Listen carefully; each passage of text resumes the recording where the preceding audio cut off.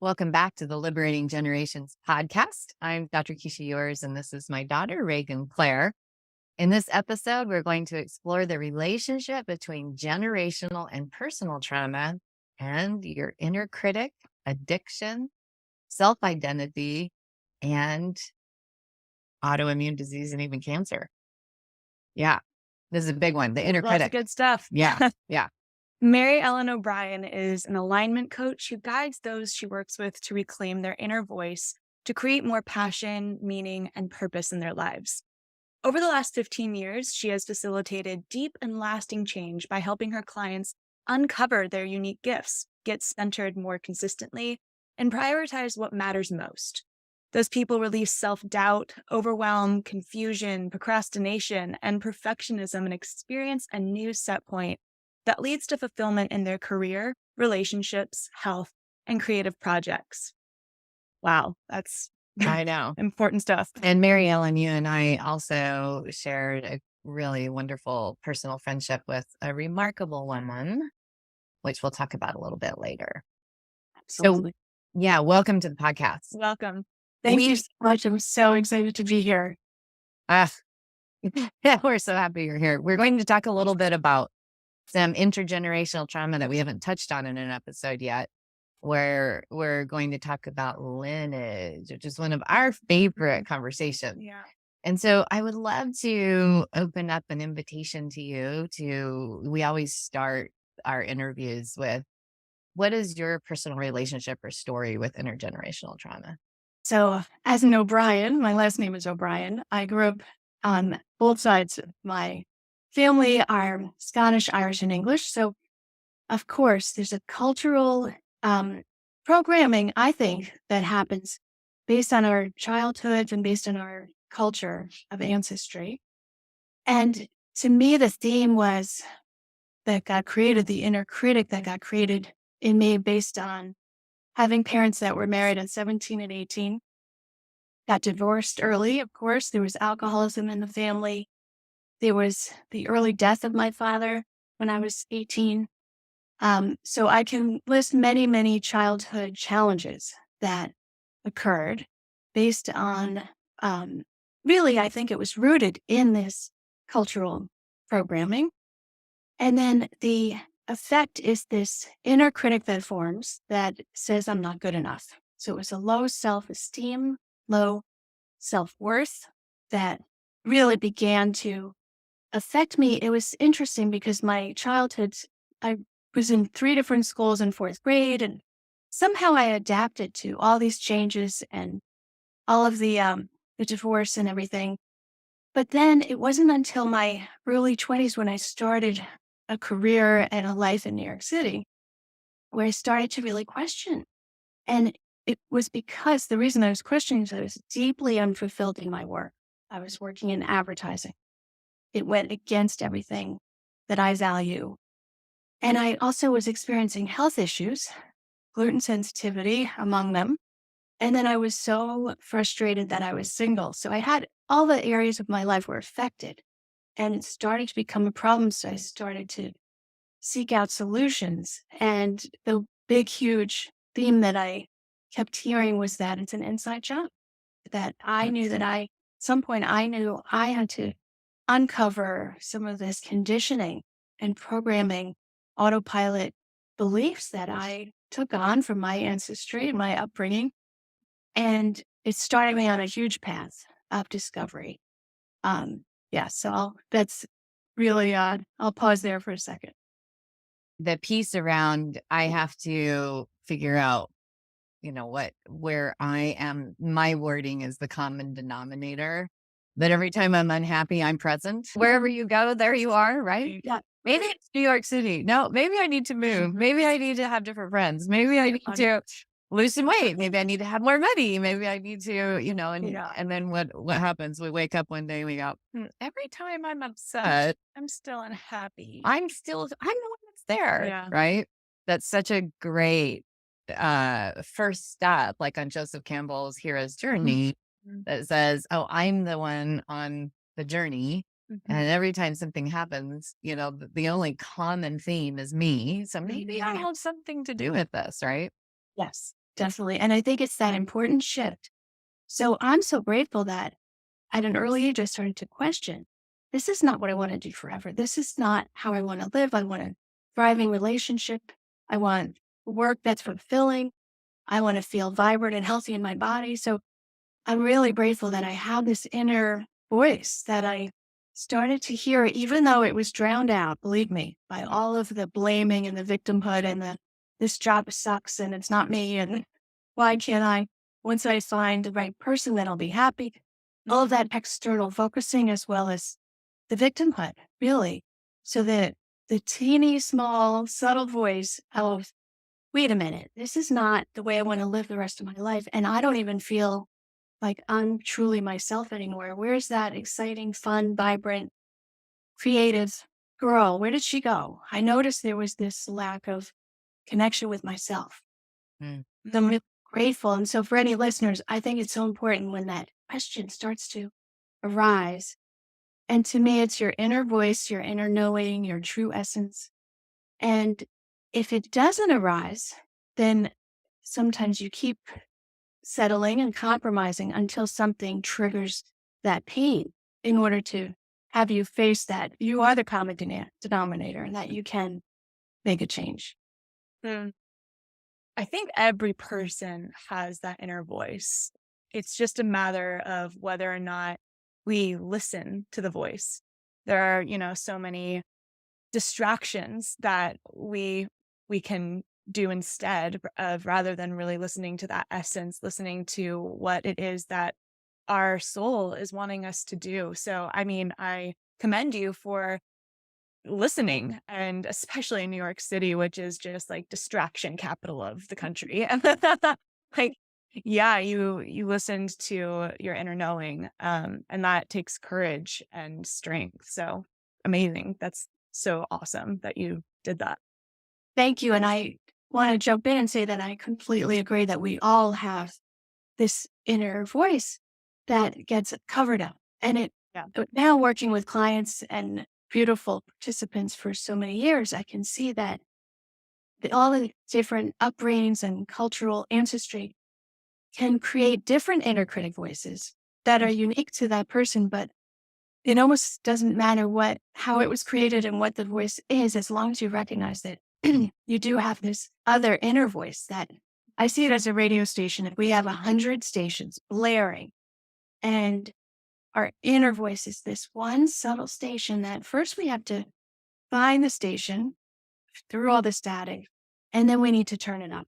And I think that it's always there, and that's what causes us pain, because there's this positive inner voice calling for positive change. But if we ignore it or don't hear it, or don't believe in it, then it causes that friction. And I think too many people settle for that tension of having an inner voice calling them and then also not listening. Oh yeah. An inner voice in Buddhist philosophy is called your luminous nature, your Mhm. Buddha nature, and Christian philosophy it would be Christ consciousness. It's not even really a voice; it's who you are. And when we're tracking trauma, just how I think about it, you're tracking the things that occurred, whether it's lowercase t trauma or capital T trauma. Everyone has trauma in childhood. Mhm. Capital T trauma, of course, is the stuff we think about when we hear traumas: sexual Mhm. abuse, domestic violence, neglect, abandonment, having a parent or a caregiver mentally ill, incarcerated, addicted, divorced, dead, right? All of these are those capital T traumas. The lowercase t traumas, though, don't get written about in psychology books under the DSM-5 category of mental health problems. And those are the ones that, I lived 21 places by the time I was 14. That's never listed as a potential trauma. And yet, it's one of the lowercase t traumas where we learn how to become a chameleon, how to adapt, Mhm. how to make sure, because our biology is such that we're wired to know if we're put on the outside of the firelight circle of the tribe, then the saber-toothed tiger can eat us. And so betrayal and rejection and perceived rejection. Mm-hmm. Like, oh, the danger, the risk that I won't fit in, or I won't be loved or good enough, fast enough, beautiful enough, Yeah. smart enough, rich enough, whatever it is, right? The Mm-hmm. fitting in part. Boy, childhood is a jungle of all of that. And that inner critic then comes in to protect that fragile little innocent psyche of the child. And it's the voice that says, don't do that or they won't like you. Yeah. Don't do that or you won't be accepted. Mm-hmm. Don't do that or they'll think you're stupid. And so that one's a protector. It's a really important part of us. And by the time our brains are fully developed when we're 26 years old, this prefrontal cortex, this adult brain is finally online.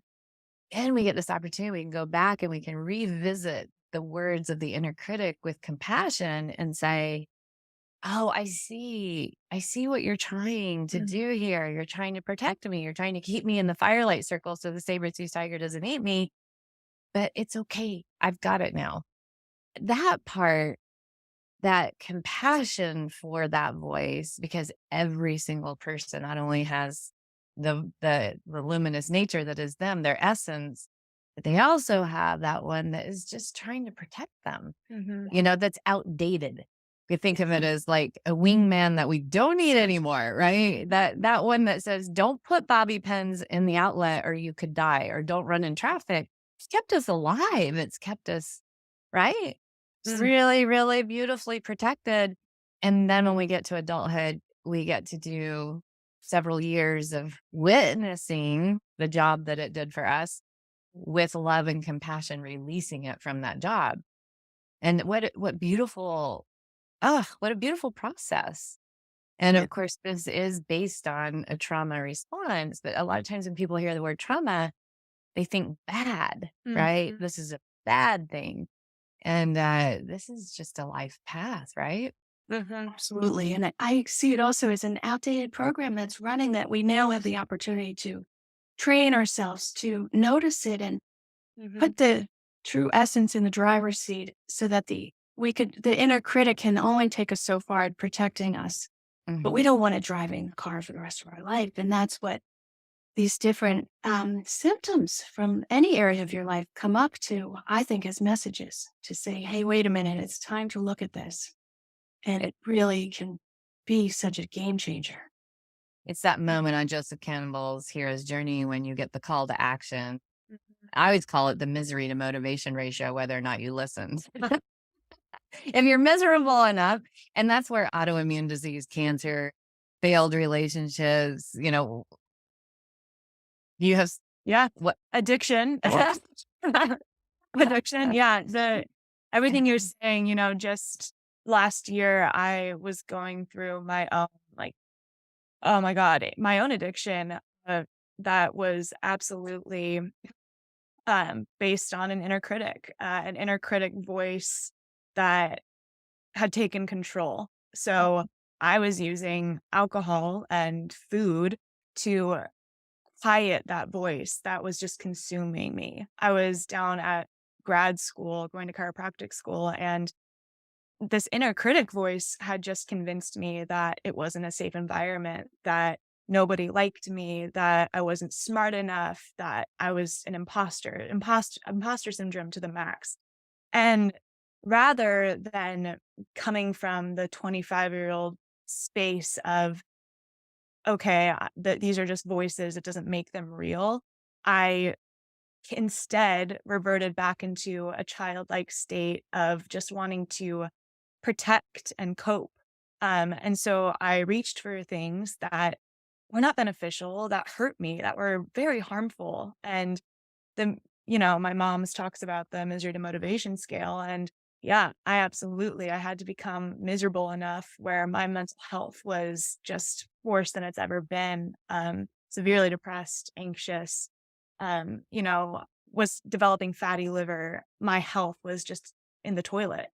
And so it took, the misery to motivation, it took a car crash and getting a DUI for me to really wake the hell up and own my luminous nature and look at, that inner critic voice had become loud enough for me to actually look at it and say, what is it that you're wanting here?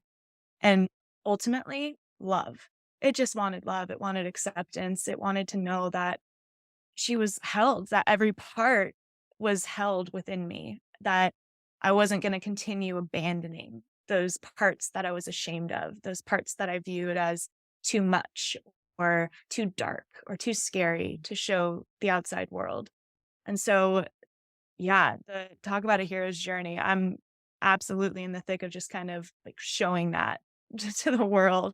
It's been a process for sure. And sometimes that inner critic voice still pops up. And the practice is allowing her to talk without allowing her to run the show, listening to what it is that she wants. But then still coming from a place and a space of my luminous nature that is present within me always, that is present within all of us always. Wow, that is just so beautiful to hear. And I know, of course, it was painful, but I'm so glad it was, even though it was dramatic, it was fast. Because some people I work with go through decades of believing the inner critic voice, and it's this slow, terrible tension. And so it's like you signed up for a very fast lesson. I mean, I can hear your luminous nature, just this wisdom, recognizing the inner critic. So, wow, bravo, brava. Thank you. Yeah, it's huge. Mm. So sometimes when people don't, I mean, I always picture when that inner critic is speaking and there's the use of binge watching Netflix or binge eating Ben and Jerry's or Mhm. shopping or drugs or alcohol, as us going, blah, blah, blah, blah, blah, blah, blah, blah. I don't want to hear you. So how does that show up in your work? And, I know you talk about a life half lived. I've come up with an analogy that's been helpful for me and for my clients that there are these 4 modes of alignment that you can be in. And so the first mode is the ideal. You're in your lane and you're centered. You really are owning your true essence. And sometimes it takes excavating all of your strengths and gifts to recognize your luminous nature. So then that's your lane. Then if the car veers over into the shoulder, you're hitting the bumps on the side of the road. And the shoulder is not that terrible because now you're having some inner critic voices competing with your inner voice, your true essence. But you have quick access to your lane. So the shoulder's okay. And then you can pop into your lane the sooner you notice it. But if you don't notice, you went off into the shoulder and you're riding on the bumps, then the car goes into the woods and it's hitting trees and all this resistance. And it's very uncomfortable. And that's when the inner critic is driving the car, not well. So Yeah. and it's extremely uncomfortable. And you don't have as much access to your inner wisdom from that place. And then if that goes on for too long, I say with this analogy that the car goes off the cliff, only because it's just a lot harder if you want to avoid going off the cliff, because then it's harder to get the car back on the road and in the lane.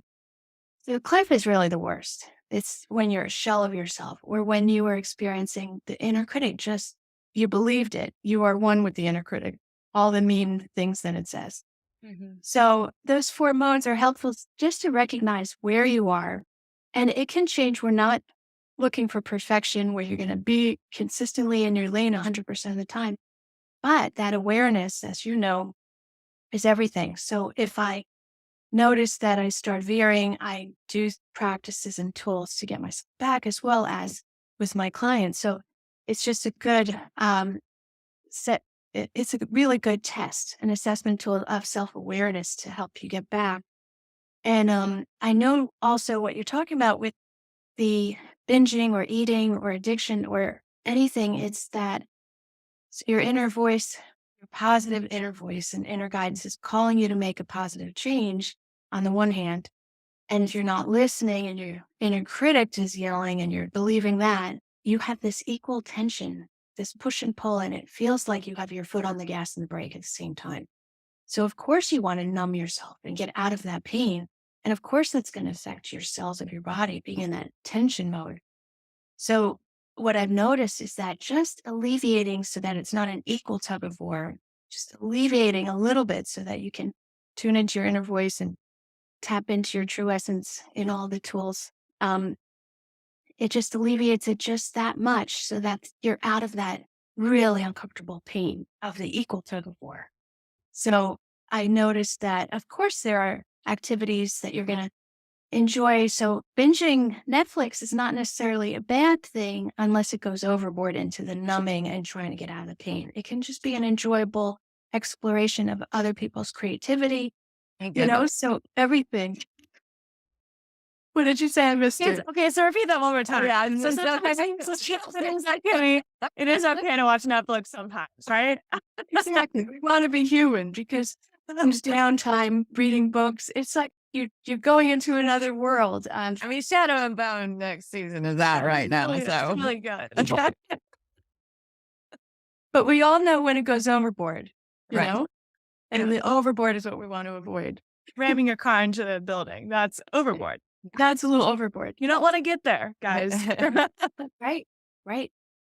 Well, it's there's another just- way of going, right? Not just ramming your car in the building or Netflix binging so you never eat and you never shower, but also overworking. Right. Yes. That's It's another way of doing it, right? distraction. Yeah. And filling your schedule and staying in that state of constant, overwhelming is, we have a culture of busyness, of really valuing busyness. And I'm sure it'll shift at some point, but it's the busier you are, people are proud of how busy they are. And really it's taking you out of that present moment of being connected. Yeah. Well, so, I mean, I feel like it's not just busyness. It's people are really proud of the distractions that our society is in, like that our society uses. Yeah. We talk a lot about sugar being one of those.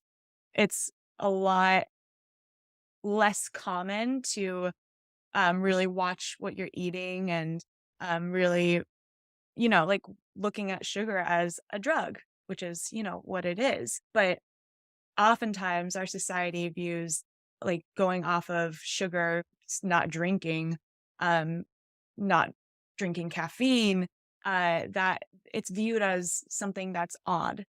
You're like, I know my experience since I've, gotten sober has been like, I am absolutely in the odd group, for not drinking.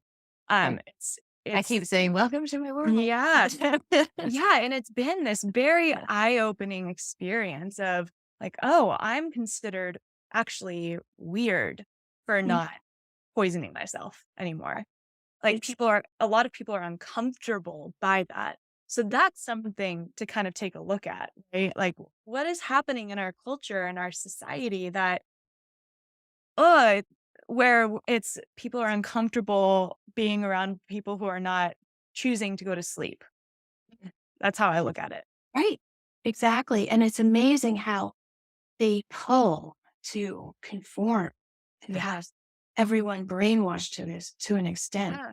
And I remember I live outside of New York City now because I love nature and mountains and I'm close enough. But I remember just looking at people and seeing just herds and there's no spark in people's eyes. And then once in a while in the crowds in Grand Central Station, I would see people laughing and I knew they were tourists because they were enjoying because of the energy. And I did study some Reiki but that's a very sad state. So it's what you're talking about, the mainstream, that pull to just conform Yeah. because people don't want to be different. They want to fit in, but that's the inner critic. And so, of course, everyone has their own lessons, but whatever has you feeling most alive and, is obviously the best path.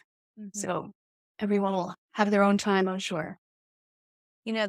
This speaks to pull us back into the theme of the liberating generations from intergenerational trauma.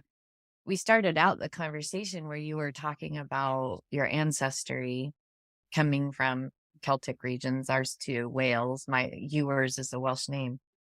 And that like hard drinking Mhm. and also individuality, being strong and non-emotionally vulnerable, that, I mean, it's a colonizer theme Yeah. template, right? Of Mhm. conquering. And so that and also there's a puritanical uh Christian ethos that runs through it. That I'm not saying Christianity is bad. I'm saying that what we do with it can, can be not so healthy, in that, with that puritanical, it's the only time you have fun is if you're together in a pub having a pint. And, then the rest of the time is spent working and producing. So productivity equaling worth, Uh-huh. and again, that's what we've done with it. It's Mhm. not what Christian doctrine says to do with it. And then there's this giant fight inside of Christianity itself about grace versus works. And the fact that we dualize it, Yeah. Mhm. Right. grace versus works, Mhm. right, has been an argument for a very long time between Christian sects. And so the idea that that's even an argument, that, we have original sin rather than original purity, Mhm. original essence that is unbounded, pure light, Mhm. right? That we are love. In Ireland, there's the ring. What is it? With The water. clattering. Yeah. Yeah, with the heart, the hand, wings, and there's a lot of symbolism there that if we dive, into it and embody it, we're unbounded. It's what Mhm. we do, depending on our developmental level and state, with that to create, well, I'm not worthwhile if, Yeah. I'm not worthwhile because Yeah. I have to do this in order to feel worthwhile. Mhm. And that, I call that wearing your worth meter on the outside rather than having it on the inside of you, always set at 100% rather than having it out here where anything can impact it. If Mhm. you're always looking for approval out here, achievement, productivity are the thing that make you happy. Somebody telling you how fabulous you are actually affects your self-worth. Then that means that when they criticize you, you're going to wither like, a dying rose. Yeah. So it's important to come into, I mean, the way that I think about it is like the essence of these symbols, of these storylines that we have, and move away from original sin to original essence, right? Mhm. Original purity, like who you are is absolute love. Yeah. And, it's not based on what somebody else says, thinks, or feels about you or what you produce. And that feels like a very strong thread of intergenerational trauma through the lineages that we are talking about, that the three of us share. Mhm. Yeah. Absolutely. And I agree that some of the messages of trauma that we get, it's the subliminal messages that who are we to find that power and magic within us? Yeah. If we're always looking outside of it. So that's a message that I did not get, that we have that within us in my upbringing and in my culture. In fact, just as a side note, my grandmother um, had a secret job, a full-time job for decades in a law office as a secretary. It was secret because my grandfather might mess with his Demasculine. And masculinity. And so then every Christmas she would buy us all piles of presents because that's what she wanted to do with her money. So it's fascinating to me that that was her way of inserting her power and magic into the story within the framework that she was given. So it was a beautiful message, but I mean, way that she overcame that. But oh my gosh, to keep it a secret is just unbelievable. The shame of yeah. having a career and earning money. So these are the messages we incorporate subliminally and then, of course, have to undo and uncover underneath all the conditioning is that true essence. So imagine when children are raised now, when people know this ahead of time and they really focus on encouraging that aspect of people. That's really, those are going to be some lucky children out there. Yeah. Absolutely. Yeah. Yeah.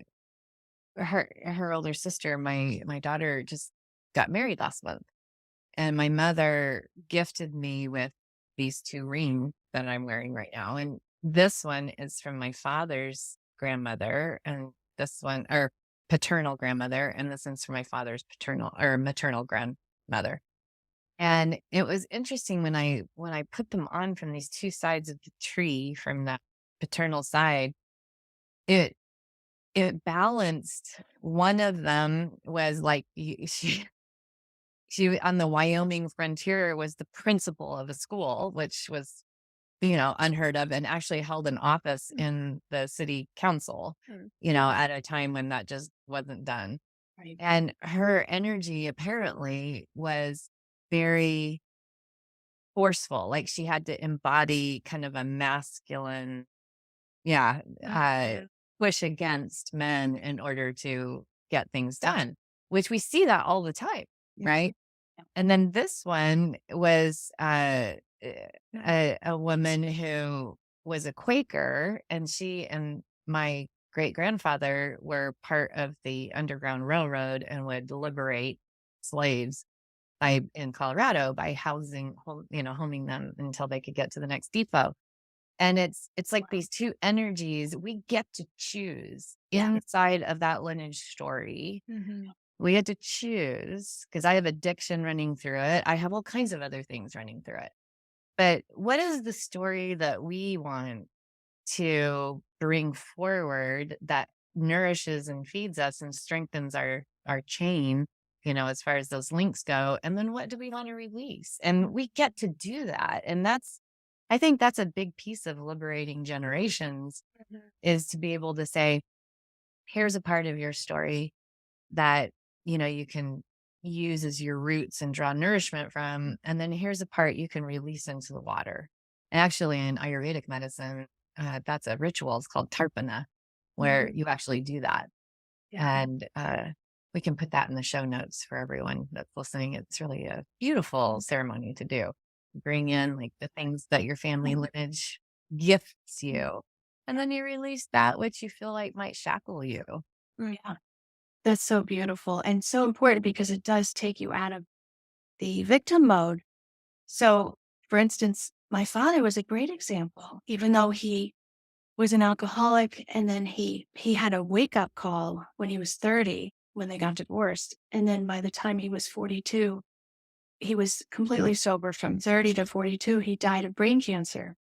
But I'm so proud of him, and he was such a good role model for me of someone who could change. So watching him go through the 12-step program and watching someone change. And so it's helpful to look at what's inspiring rather than take the victim mode of Right. victim stance. And that's what this beautiful process, I'm excited to look into that as well, that you mentioned. Yeah. Yeah. It's beautiful. Thank you for sharing that.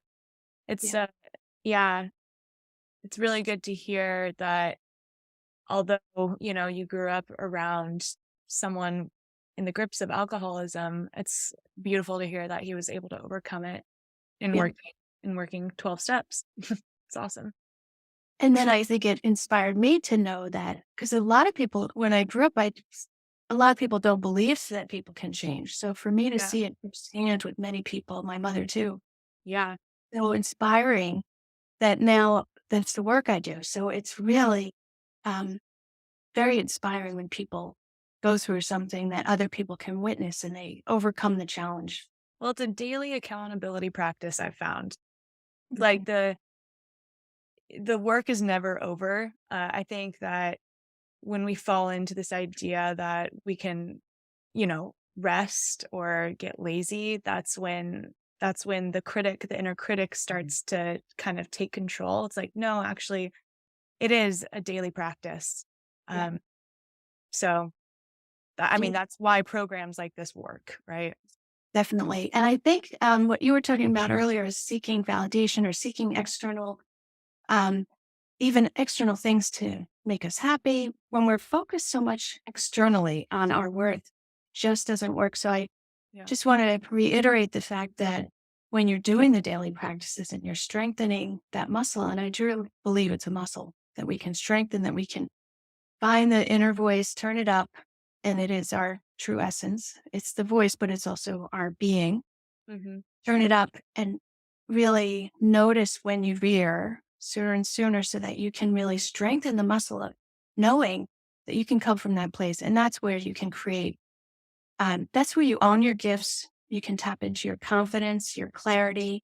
You can express them and you can make a difference. You find your purpose and meaning. So to me, my path, even though my childhood wasn't perfect and it was challenging and I had the challenges, at some point, the biggest message from my inner voice was that I was really frustrated and desperately wanting to find my worth and my purpose and meaning. So that's the theme that I work with people on. So I think it can come in many different areas of our life. We can have an off balance in our health, but at the end of the day, it's that whisper of the voice that's looking for positive change. And once we have that, we can listen sooner instead of having a big event like a car Yeah. crash. Yeah. Right. Yeah. Yeah. I mean, I'm finding that's true. I'm 58 now. And when I look back at my life, rheumatoid arthritis, breast cancer, just different things that the volume had to be pretty darn loud Mm-hmm. before I engaged in the practices. I mean, I was very achievement and productivity oriented and, marathon runner, always watching my watch to make sure that I was beating my personal time. I mean, my 20s, I drove myself like a crazy woman, and it was all about worth. Yeah. Being the perfect mother, perfect wife, perfect, nurse, anything. I would always put a stamp on there of some sort of a productivity that needed to happen and some outcome that I had to shoulder. Mm-hmm. And if I had pain, I would just pop Advil, ibuprofen, until let's just make that pain go away and keep moving, right? Yeah. Keep on moving. And, Nike says it, just do it. And so it's just like kind of run over the top until finally, for me, my body had to just take the batteries out of the energizer bunny and just flatten me. Mm-hmm. And before I sort of went, is there something someone's trying to Yeah. tell me? And you can like cartoon Tweety birds around my head. And I just try and say to my patients now and my students, like, please don't be me. Yeah. Yeah. Really, really listen to the inner prompting, which is what you're saying, but like your purpose and meaning can't be found on the outside of you. Yeah. And I don't know if you're familiar with human design, but on human design, both of us are threes, which means we have to learn our lessons through our body. So we actually need to have that physical component take place before the lesson is really learned. And I know from my experience, I mean, this is cliche, but that challenge has truly become my greatest strength because I'm listening now. Yeah. Yeah. Instead Amazing. of trying to make it be quiet. Instead of quieting it. Yeah, exactly. That's right. And I like this analogy that we can have our vertical connection. It's like if we have, from our crown chakra, our connection to our higher self and our true essence. When we have that strengthened, everything follows. And we have more access to our love, compassion for others. We can notice our inner critic sooner, all of the amazing things. And then I know that our inner voice can lead us on shortcuts to our path. Mm-hmm. And so turns into, from outsiders looking in, it looks like magic. It's the synchronicity of having divinely orchestrated events and opportunities show up that we can recognize. So I always know that our inner voice is available to us 24/7, and that when we do strengthen the muscle, it does lead us to almost like the breadcrumbs along the path. It's not going to, what I kept trying to do when I was unfulfilled in my work, I just thought I could figure it out. And I was going around and around and around. I just have to stay in every weekend and investigate other careers because I'll figure it out. And then once I figure it out, I can do it. And it didn't work that way. So I want to share with the audience this. What did happen was I kept trying it that way. and it was my inner critic going in a spiral. And finally, I decided, based on all of my searching, my soul searching, and my own personal growth work, that I would try something different. And instead, I decided to really do everything I could do to energize myself, to start doing activities that fed my spirit, and to really wake up that aspect of me, to get to know myself, my true essence, for the first time. And once that part of me started to shine through, it really did guide me. And it was magical because I kept looking at this course to take, and I was attracted to it. I wasn't exactly sure why. It didn't seem logical, but I followed my inner guidance, and I went and I met a woman who became my mentor 20 years ago. She told me about, this is a different woman, but she told me about coaching, which wasn't really on the popular radar yet in 1998. And it set me on my path. And not only did she tell me everything, then she trained me and gave me clients. So I took my day job and I took all my vacation days. And that's how I started gradually changing my career. So my analytical mind was never going to figure that out. It was never going to figure out this amazing shortcut that got created for me once I really reclaimed who I was. And it led me to what I do now, which is, there's nothing more rewarding to me than to help people make this shift as well. That's beautiful. Mm. It is magic. Mhm. It It's not is. like magic. It is magic. It is. Yeah. Right. Right. Well, is there anything, as we're coming to the end of our conversation, which has been so lovely? So lovely. Yeah. Yes. Thank you. That you really want to share with our audience that you feel like didn't get covered? I want to give you an opportunity to do that. Yeah, that's a great question. And I'm so enjoying this. I had lost all track of time. But I do think that people settle. And so that if I want your listeners to think about where in their life, which area of their life they might be out of alignment. And another way to say it is not staying true to themselves. I think sometimes when we think about, am I really staying true to myself with my physical body and my health, my career, my work, my relationships, my finances, my home, or other? It can really ignite these questions and see where your inner voice might be covered up, and you can start to explore, where do I feel like I'm not staying true to myself? So when you're staying true to yourself, you feel like you're in alignment, you're in the flow, you're at the right place at the right time. You don't have that gap between where you are and where you know you want to be. It's a very subtle thing because, like we were talking about, people unconsciously settle, and we unconsciously have all that conditioning from our past traumas. So it takes some excavating work. So that's what I want to leave everyone with, to look at this question and look at all the different areas of their life and see where they might have their inner voice calling them for positive change. And then the next step is to say, okay, it's my health. I know it's my health, this area. What would be one next step to take just in the next week? Because I know that these breadcrumbs show up in the present moment. They don't show up for the 5-year plan. Mhm. And so to tune in and to begin to reconnect to yourself in all the different ways of charging your own battery, whatever that means to someone. And I found that many people are starved for more nature, more creativity, more alone time, even introspective work. So are some clues. So I think that's a good place to leave it for now. I'm going to say big fan, but it's sort of the wrong term.